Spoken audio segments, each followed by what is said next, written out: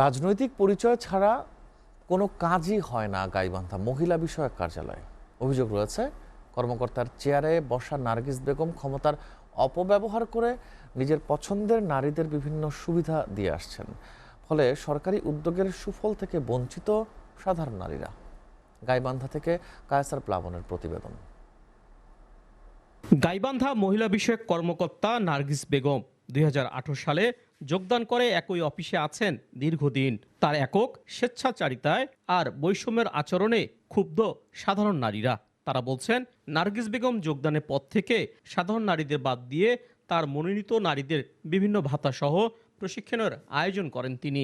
কোনো সুযোগ উনি আমাদেরকে দেন। যদি সুযোগ দিত তাহলে আমরা হয়তো অনেক বেশি স্বাবলম্বী হতে পারতাম। এই যে তখন থেকে অনিয়ম এই অফিসে চলতেছে, কাদেরকে তারা অনুদান দেয় দেখবা সব একই লোক। লবিং ছাড়া কোনো লোন বা কোনো কিছুরই সুবিধা নাই বা ট্রেনিংও নাই।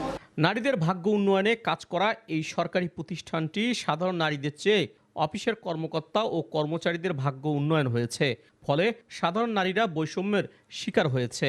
তাই দায়ীদের বিরুদ্ধে তদন্ত সহ শাস্তির দাবি করেন সুজনের এই নেতা।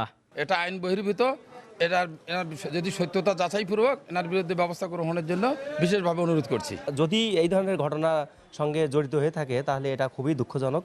এটার আমি তীব্র নিন্দা ও প্রতিবাদ জানাচ্ছি। নারীদের বৈষম্য সহ তাদের সাথে খারাপ আচরণের বিষয়টি অস্বীকার করে অভিযুক্ত নার্গিস বেগম নিজেকে নির্দোষ দাবি করেন। না, আমি একতরফা কোনো কাজ করেছি এরকম আমার কাছে মনে হয় না। আমি সম্মিলিতভাবে সবাইকে নিয়েই কাজ করেছি, কাউকেই আমি বঞ্চিত করে কোনো কাজ করিনি। এদিকে তদন্ত করে প্রয়োজনীয় ব্যবস্থা নেওয়ার কথা জানান শীর্ষ এই কর্মকর্তা।